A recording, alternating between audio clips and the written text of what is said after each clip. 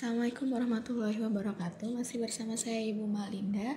Dan hari ini di mata pelajaran biologi kita akan menuju ke bab baru, yaitu tentang keanekaragaman hayati atau biodiversitas. Nah, sebelum kita mulai materi kali ini, jangan lupa untuk klik like dan juga klik subscribe di bawah. Nah, apabila sudah, mari kita mulai pelajaran hari ini. Nah, baik, kita akan mulai tentang keanekaragaman hayati. Nah, keanekaragaman hayati itu apa sih? Keanekaragaman hayati merupakan keanekaragaman yang ditunjukkan dengan adanya variasi makhluk hidup yang meliputi bentuk, penampilan, jumlah, serta ciri-ciri yang lainnya. Nah, jadi keanekaragaman hayati itu, jadi semua variasi yang ada pada makhluk hidup bisa dilihat dari bentuknya, dari penampilannya, kemudian juga dari jumlahnya dan juga ciri-ciri yang lainnya. Nah, keanekaragaman hayati itu dibagi menjadi 3. Ada keanekaragaman tingkat gen, tingkat jenis atau spesies, dan yang ketiga tentang tingkat ekosistem. Nah, kita akan bahas yang pertama, yaitu keanekaragaman tingkat gen. Merupakan keanekaragaman yang timbul karena adanya variasi susunan gen dalam satu spesies. Contohnya, pada spesies jeruk terdapat variasi seperti ada jeruk manis, ada jeruk lemon, jeruk nipis, jeruk navel, jeruk mandarin, ada grapefruit. Nah, jadi maksudnya apa? Dalam satu spesies sama-sama jeruk itu ada macam-macam. Ada jeruk lemon, sama-sama jeruk, ada jeruk nipis, seperti itu. Nah, sama juga seperti pada buah-buahan yang lain, ada kan seperti pada mangga, kemudian juga pada hewan juga ada, mungkin pada kucing, ya kan, ada kucing Anggora, ada kucing Persia, seperti itu. Sama-sama tanaman juga seperti itu. Jadi itu merupakan keanekaragaman pada tingkat gen. Jadi terlihat hanya satu spesies, dinamakan satu spesies jeruk, tapi jeruk itu ada macam-macam, seperti itu. Nah, yang kedua tentang di tingkat jenis atau spesies, keanekaragaman yang timbul karena adanya perbedaan-perbedaan pada berbagai spesies makhluk hidup di suatu tempat. Contohnya di halaman itu ada apa aja sih? Ada pohon mangga, ada bunga mawar, melati, ada kupu-kupunya, ada belalangnya, ada semutnya. Jadi keanekaragaman yang ada di suatu tempat.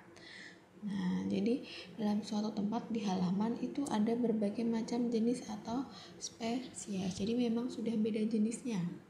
Pohon mangga beda kan sama bunga mawar. Nah, beda juga kan kupu-kupu sama belalang. Nah, jadi memang sudah beda jenisnya, sudah beda spesiesnya, seperti itu. Nah, yang ketiga yaitu tingkat ekosistem, keanekaragaman yang timbul karena adanya interaksi antara lingkungan biotik dan juga abiotik, ya kan? Lingkungan abiotik dengan sekumpulan makhluk hidup atau dengan yang biotik, seperti itu. Jadi antara hubungan timbal balik, contohnya di ekosistem sungai, terumbu karang, hutan. Maksudnya gimana? Di sungai itu ada apa aja sih? Ya ada airnya, ya kan? Kalau di sungai ada ikannya, terus ada lumutnya, seumpama ada lumut, ya kan? Terus ada batu-batuannya. Nah, jadi kan ini kan lingkungan biotik dan abiotik kan. Yang biotik yang hidup kan ini. Yang abiotik kan air, batu-batuan. Nah, jadi timbal balik hubungan lingkungan antara biotik dan abiotik itu disebut dengan tingkat ekosistem, keanekaragaman tingkat ekosistem. Semua di terumbu karang ada apa aja? Di terumbu karang ada terumbu karangnya sendiri ya, pasti ada terumbu karang. Kemudian ada apa lagi? Ada ikannya, ya kan, ada ikan Nemo biasanya sembunyi di sana. Kemudian ada apa lagi, sama ada planktonnya. Kemudian di sana juga ada batu-batuannya kan di dasar laut. Nah seperti itu. Jadi ini kan bagian biotik dan juga abiotik. Nah, jadi dia termasuk dalam tingkat ekosistem. Nah, kemudian di sini di hutan juga ada apa? Ada pohonnya, mungkin ada kupu-kupunya, ada ada lebahnya, seumpama ada lebahnya. Kemudian ada batu-batuan dan sebagainya seperti itu. Jadi hubungan yang timbul karena ada interaksi lingkungan biotik, abiotik sama makhluk hidup atau biotik seperti itu. Nah, di sini ada contoh. Contohnya untuk keanekaragaman tingkat gen. Nih, sama-sama jeruk, ada jeruk manis, jeruk lemon, jeruk nipis, jeruk novel, jeruk mandarin, ada grapefruit. Kemudian di sini juga jenis-jenis apa ini? Ini jenis-jenisnya di sini ada jaguar, ada gepardi, tiger, ada ini lion ya, ini ada lion. Kemudian ada puma, ada apa lagi ini? Trileopard. Nah, kemudian di sini masih dalam keanekaragaman satu gen ya, ini masih dalam satu gen. Nah, kemudian, ini kalau keanekaragaman tingkat spesies, ya ini memang sudah beda. Kantong semar beda sama tumbuhan paku, nyamuk beda sama belalang gitu, sumpama. Terus ini ada kucing, beda sama tupai, udahan ya kan. Nah, kayak gitu. Jadi memang beda spesies atau jenis. Nah, kemudian contoh keanekaragaman ekosistem. Itu di sini ada ekosistem hutan yang tadi saya bilang. Di hutan tuh ada apa aja sih? Ada pohon-pohonnya. Kemudian pohon-pohonnya pun juga ada pohon apa aja? Ada pohonnya, ada batunya, ada ularnya, semua seperti itu. Nah, ini juga ekosistem air laut. Ada terumbu karangnya, ada ikannya, ada pasirnya mungkin ya kan, di bawah tuh ada kan.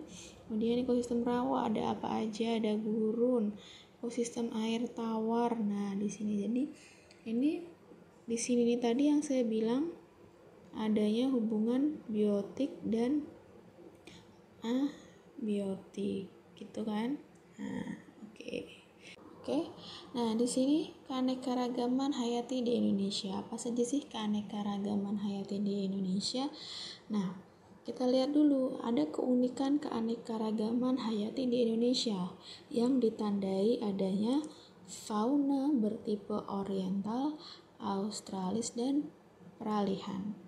Nah, jadi kalau ditanya keanekaragamannya apa saja, itu banyak. Nah, tandanya apa sih kenapa kita bisa bilang banyak? Karena kita punya fauna yang bertipe dari daerah oriental, australis, dan juga peralihan. Kemudian memiliki hewan dan tumbuhan yang endemik. Apa itu endemik? Endemik adalah dia hanya berada pada daerah tersebut, jadi nggak akan ada di daerah yang lain atau di negara yang lain. Jadi semua itu hewan dan tumbuhan cuma ada di Indonesia, tidak ada di negara lain, disebut endemik. Kemudian memiliki hewan dan juga tumbuhan yang langka. Nah, kita akan bahas satu-satu apa saja sih ciri-ciri daerah pada oriental. Nah, ciri-ciri daerah oriental ini yaitu dia yang pertama, kita harus tahu mamalianya itu berukuran besar. Oke, mamalianya berukuran besar. Nah, misalnya apa? Besar mamalia berarti gajah. Ada gajah Sumatera, bahasa latinnya apa? Elephas maximus sumatrensis. Kemudian ada banteng, Sondaicus. Kemudian ada harimau Sumatera, Panthera tigris sondaicus. seperti itu. Jadi mamalianya berukuran besar, contohnya ada gajah, ada banteng, ada harimau Sumatera. Nah, yang kedua, banyak jenis primata. Misalnya ada orangutan Sumatera, ada orangutan Kalimantan, ada kera. Oke, nah bahasa Latinnya apa? Pungu. Ada pungu Pygmaeus obeli, ada pungu Pygmaeus, kemudian ada Macaca fascicularis. Nah, kemudian yang ketiga, cirinya yaitu warna bulunya kurang menarik dan tidak beragam. Contohnya apa? Ada burung rangkong. Burung rangkong itu warnanya cenderung dia memang tidak menarik, warnanya hitam, kemudian juga jadi jenis burung-burung yang memang dia warnanya nggak cerah seperti itu. Kemudian ada burung murai seperti itu. Nah, kemudian itu tadi yang tipe oriental. Nah, sekarang kita akan mengetahui ciri hewan yang di daerah Australis apa saja, yaitu mamalianya berukuran lebih kecil. Memiliki mamalia berkantong, misalnya walabi kecil. Kemudian ada walabi semak, kemudian ada kanguru pohon. Ya, ada kanguru pohon. Nah, kemudian yang ketiga, warna bulu burung lebih menarik dan beragam, misalnya burung cendrawasih, burung kasuari, seperti itu. Nah, kemudian yang ketiga, ciri hewan peralihan. Pada daerah peralihan atau transisi oriental Australis, yaitu pada daerah Sulawesi dan Nusa Tenggara, terdapat hewan-hewan dengan ciri khas tersendiri, misalnya Komodo Varanus komodoensis di Pulau Komodo, Nusa Tenggara Timur. Ada babi rusa, ada anoa, bubalus depressicornis, dan burung maleo yang ada di Sulawesi. Nah, seperti itu. Nah, sekarang kita harus mengetahui nih daerahnya mana saja. Nah, daerah oriental itu daerahnya ada di Sumatera, ada di Jawa, kemudian Kalimantan. Nah, ini adalah daerah oriental. Kemudian untuk daerah pada Australis berarti ada burung cendrawasih, kasuari, berarti dia daerahnya adalah meliputi Papua. Kemudian daerah peralihan itu adalah yang di tengah-tengahnya, berarti bukan Jawa, Sumatera, Kalimantan, bukan juga ada di Papua, di tengah-tengahnya. Peralihan, transisi, berarti Sulawesi, kemudian ada Nusa Tenggara, seperti itu. Jadi cirinya ada Komodo, di Pulau Komodo, kemudian ada anoa, ada babi rusa, ada burung maleo, seperti itu. Nah, sekarang kita ke hewan dan tumbuhan endemik. Nah, ini ada hewan endemik, ada tumbuhan endemik. Tadi saya bilang bahwa endemik itu yang hanya ada di daerah tersebut atau di negara tersebut. Jadi ini tidak akan kita temui di luar Indonesia atau di luar dari daerah yang ditemukan hewan atau tumbuhan endemik ini. Nah, hewan endemik yaitu ada apa saja? Di sini ada komodo di Pulau Komodo. Kemudian ada badak bercula satu, itu juga termasuk endemik. Ada babi rusa, ada musang Sulawesi, kemudian ada tarsius. Nah, kemudian tumbuhan endemiknya ada apa? Ada bunga Rafflesia arnoldi, kenal ya? Nah, itu ada di Sumatera Barat, ada di Jambi. Ini ada Rafflesia bornensis di Kalimantan, ada matoa, ada ratu slur permata hijau, ini nama tanaman ya. Nah, itu juga termasuk endemik. Jadi dia hanya terdapat di daerah tersebut. Nah, kemudian setelah tadi endemik, hewan dan tumbuhan langka itu apa saja?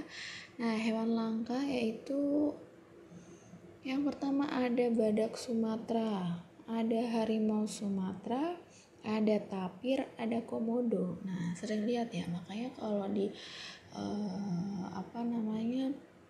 kebun binatang, biasanya kalau di Jogja sendiri itu di sini ada harimau Sumatera seperti itu. Nah, tapi benar-benar dijaga dengan baik karena dia merupakan hewan langka.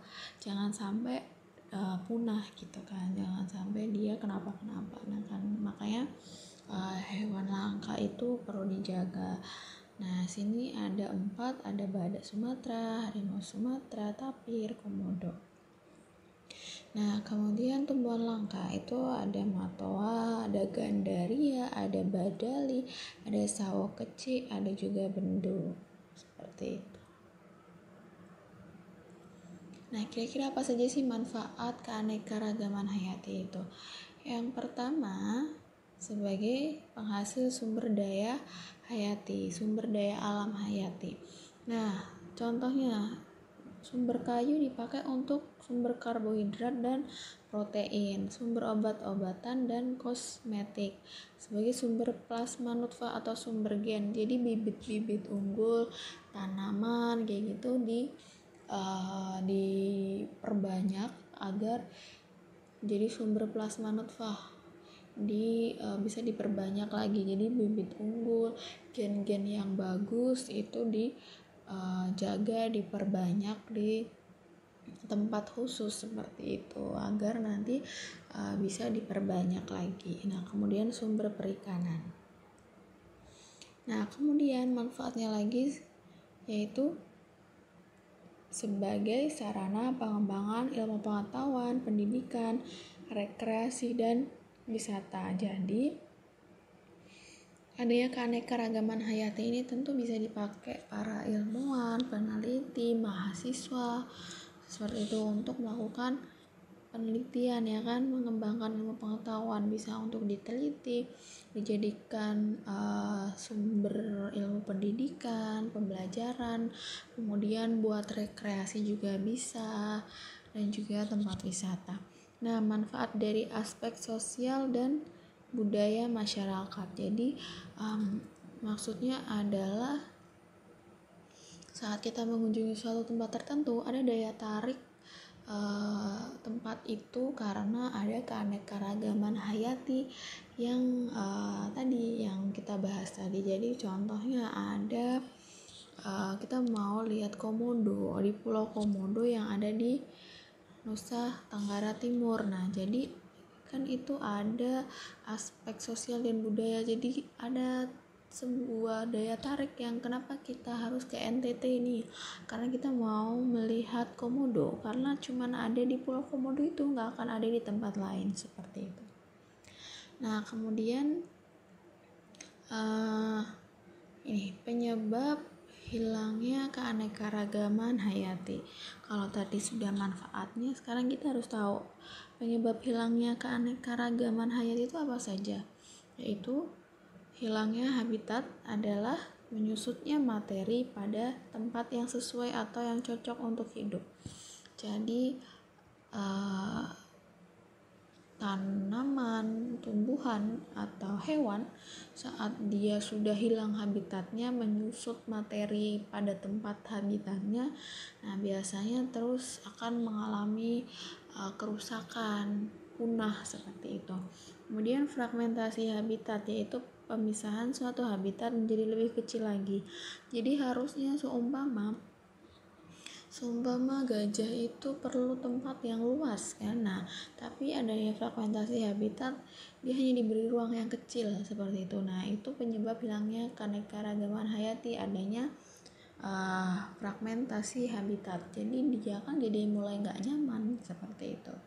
Nah kemudian spesies eksotik atau introduksi spesies. Introduksi spesies itu suatu upaya mendatangkan spesies asing ke suatu wilayah yang telah memiliki spesies lokal. Misalnya di Indonesia, penggunaan padi unggul telah menyebabkan punahnya padi tradisional. Jadi kita itu di Indonesia sudah punya padi tradisional ya, padi yang tumbuh di Indonesia, tetapi kenapa kita mendatangkan padi unggul dari luar negeri seperti itu? Nah, itu jelas itu akan menyebabkan hilangnya keanekaragaman hayati kan, jadi terjadinya introduksi spesies seperti itu. Nah, kemudian yang ketiga, degradasi habitat, yaitu kerusakan habitat karena polusi. Misalnya ada hujan asam, eutrofikasi, dan efek rumah kaca. Nah, hujan asam ini berbahaya. Jadi kalau karena polusi kan di sini, jadi hujan asam itu kadar keasamannya sangat besar, sehingga nanti bisa menyebabkan berkarat, kemudian bisa menyebabkan tanaman dan juga hewan-hewan mati, dan juga dapat menyebabkan gangguan juga pada ibu hamil seperti itu. Nah, kemudian kita lanjut yang keempat, ada eksploitasi secara berlebihan. Kalau ini sudah tahu ya, jadi eksploitasi seumpama ditebang pohonnya secara besar-besaran seperti itu dan tanpa ada tanam kembali atau reboisasi. Nah, kemudian industrialisasi kehutanan dan perikanan. Jadi memanfaatkan tanaman dan juga hewan untuk bidang industri seperti itu, namun tidak ada timbal baliknya, jadi hanya diambil untuk kebutuhan sendiri untuk industri dan tidak ada seperti ditanam kembali atau mungkin hanya tanam pilih gitu kan, atau mungkin kalau di perikanan ya yang diambil ikan-ikannya seperti itu ya, nggak semuanya gitu kan. Nah, kemudian yang keenam, perubahan iklim global. Nah, ini karena banyak polusi, bisa jadi intinya kalau ada perubahan iklim global tentu akan mengganggu adanya pertumbuhan dan juga perkembangan hewan dan tumbuhan itu sendiri. Nah, kemudian kita lanjut ke usaha pelestarian keanekaragaman hayati. Nah, apa saja yang harus kita lakukan untuk melestarikan keanekaragaman hayati? Yang pertama yaitu melalui konservasi. Nah, konservasi ini ada beberapa cara. Yang pertama yaitu cagar alam. Ada yang tahu cagar alam? Cagar alam yaitu kawasan suaka alam yang memiliki tumbuhan, hewan, ekosistem yang khas sehingga perlu dilindungi. Contoh cagar alam yaitu cagar alam hutan pinus. Cagar alam hutan pinus Jantoy yang ada di Aceh, dan cagar alam yaitu cagar alam lembah Anai yang ada di Sumatera Barat seperti itu. Nah, jadi kawasan suaka alam yang dia tuh punya tumbuhan, hewan, ekosistem yang khas sehingga perlu dilindungi. Jadi itu tadi ada di Aceh ya kan, cagar alam pinus Jantoy namanya, kemudian cagar alam lembah Anai yang ada di Sumatera Barat. Jadi di situ di dalam cagar alam itu ada tumbuhan, hewan, ekosistem yang khas yang memang harus dilindungi.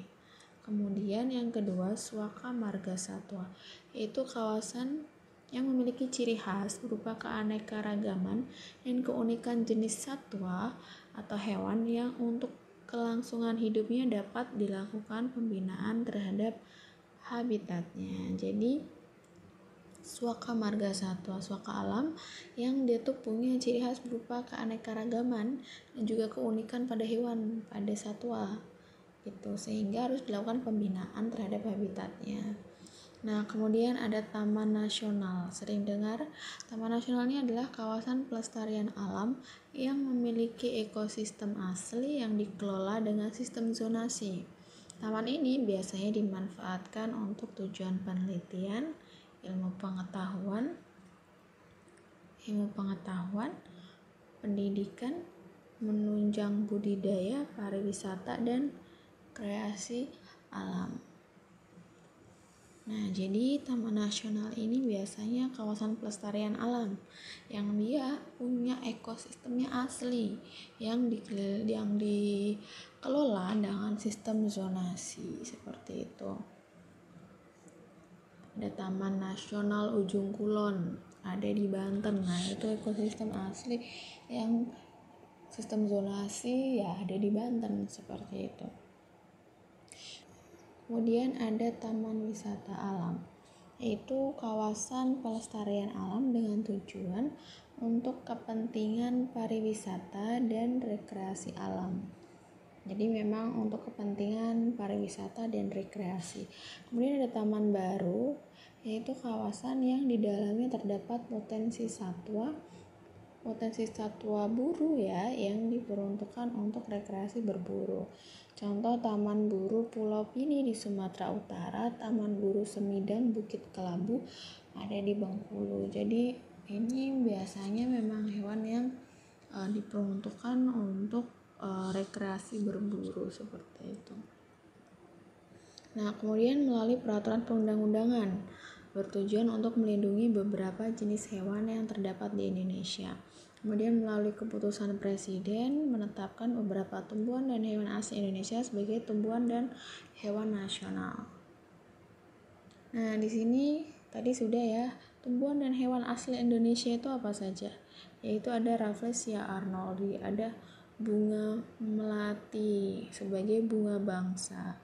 Nah, kalau Rafflesia arnoldi sebagai bunga langka, melati sebagai bunga bangsa. Kemudian ada elang Jawa sebagai satwa udara nasional. Biasanya makanya simbol-simbol angkatan udara elang Jawa. Kemudian ada ikan solera merah sebagai satwa air nasional. Nah, seperti itu. Nah, kita lanjut ke sistem klasifikasi. Sistem klasifikasi ini yaitu dia menempatkan bersama-sama atau mengelompokkan hal-hal yang mirip satu sama lain. Nah, klasifikasi ini dilakukan berdasarkan persamaan dan juga perbedaan yang dimiliki oleh makhluk hidup. Contohnya adalah seumpama kalian lagi mencuci piring, kalian pasti akan mengklasifikasikan mana itu piringnya, mana itu gelasnya, mana itu sendoknya, seperti itu. Sama seperti kalian mau melipat baju, kalian pasti akan mengklasifikasikan mana yang bajunya, mana yang celananya, kemudian mana kerudungnya dan sebagainya, seperti itu. Nah, kemudian lanjut. Nah, manfaat klasifikasi itu apa saja sih? Yang pertama pastinya dia akan memudahkan dalam mempelajari makhluk hidup yang beraneka ragam.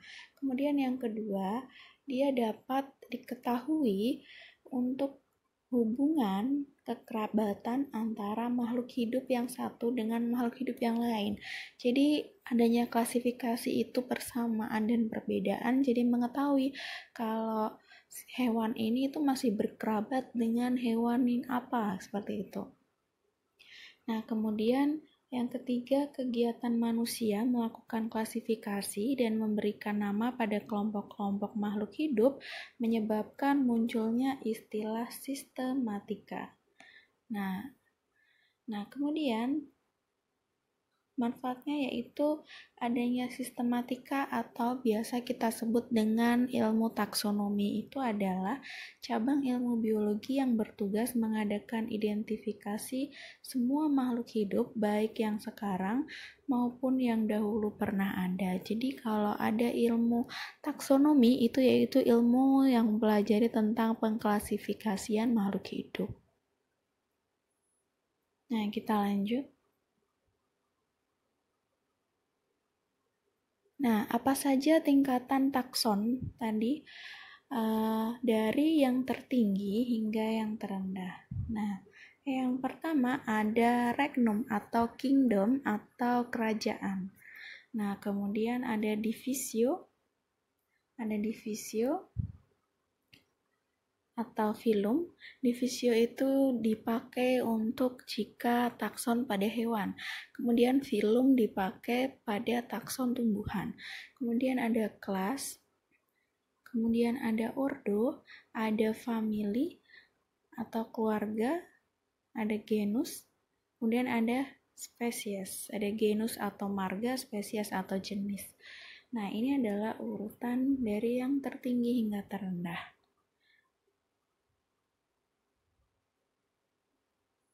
Nah, kemudian kita akan mengenal istilah binomial nomenklatur. Ini adalah tata cara penamaan Latin dalam biologi, yaitu binomial nomenklatur ini dia pastinya akan menggunakan bahasa Latin. Kemudian terdiri dari dua kata. Nah, kata pertama ini dia akan menunjukkan genus, diawali huruf kapital. Dan kata kedua yaitu dia akan menunjukkan spesies yang ditulis dengan huruf kecil. Jadi kata pertama itu besar atau kapital, yang kata kedua nanti kecil. Nah, penulisan nama ilmiah ditandai dengan membuat dua garis yang terpisah untuk nama genus dan juga spesies, atau dicetak dengan huruf miring. Nah, jadi contoh, di sini ada Varanus komodoensis. V-nya besar, K-nya kecil. Kemudian dia ditulis hurufnya yaitu miring.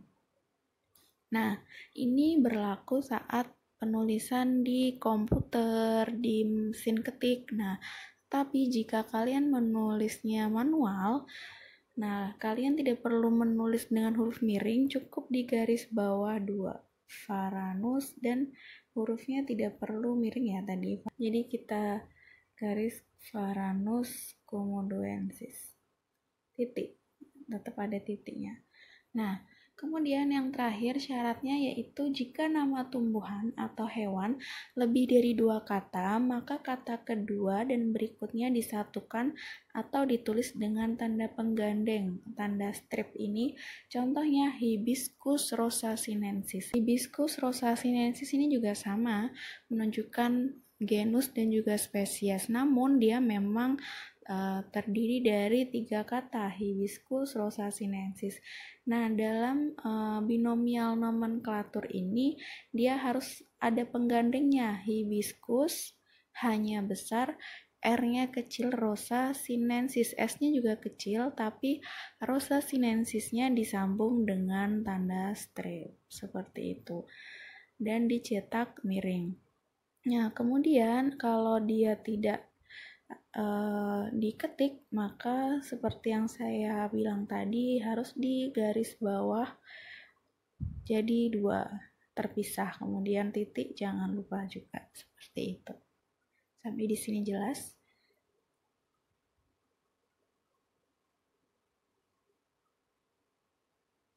Nah, itu tadi penjelasan saya tentang biodiversitas atau keanekaragaman hayati. Kita belajar tentang keanekaragaman hayati macam-macamnya ada 3, kemudian contohnya, kemudian juga sampai ke sistem klasifikasi.